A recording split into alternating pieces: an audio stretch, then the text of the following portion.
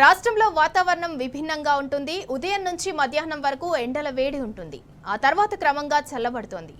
సాయంత్రం చిరుజల్లులు కురుస్తున్నాయి. కొన్ని చోట్ల వర్ష ప్రభావం ఎక్కువగా ఉంటుంది. రాష్ట్రంలో మరో 2 రోజులు వర్షాలుంటాయని హైదరాబాద్ వాతావరణ కేంద్రం హెచ్చరించింది. రాబోయే 3 రోజుల్లో గరిష్ట ఉష్ణోగ్రతలు 2 నుంచి 3 డిగ్రీలు తగ్గే అవకాశం ఉందని వివరించింది.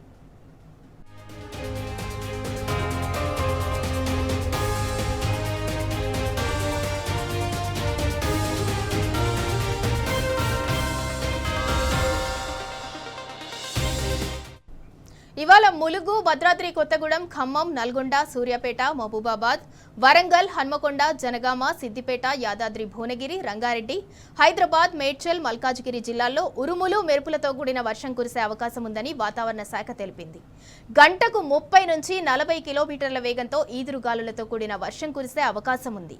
ప్రజలు అప్రమత్తంగా ఉండాలి అని వాతావరణ శాఖ అధికారులు సూచించారు.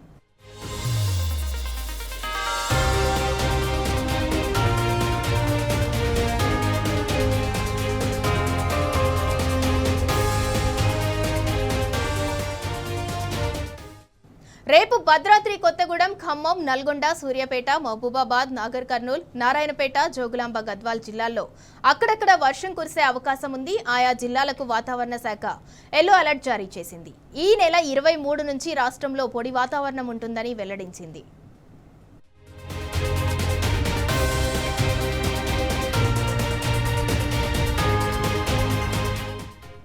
మరోవైపు వికారాబాద్ జిల్లాలో వర్షం కురిసింది. మున్సిపల్ పరిధి కొత్తగాడిలో ఈదురుగాలులతో వర్షం పడింది. దాంతో మర్రి చెట్టు విరిగిపడింది.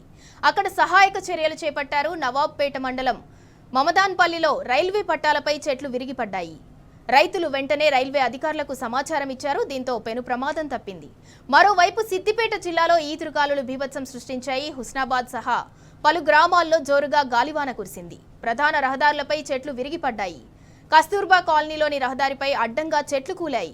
అక్కడ సహాయక చర్యలు చేపట్టారు. వ్యవసాయ మార్కెట్లో ఆరబోసిన పంట మొత్తం కూడా తడిసిపోయింది. ధాన్యం కొనుగోలు ఆలస్యం చేయడంతో పంట నష్టం వాటిల్లిందని రైతులు వాపోతున్నారు.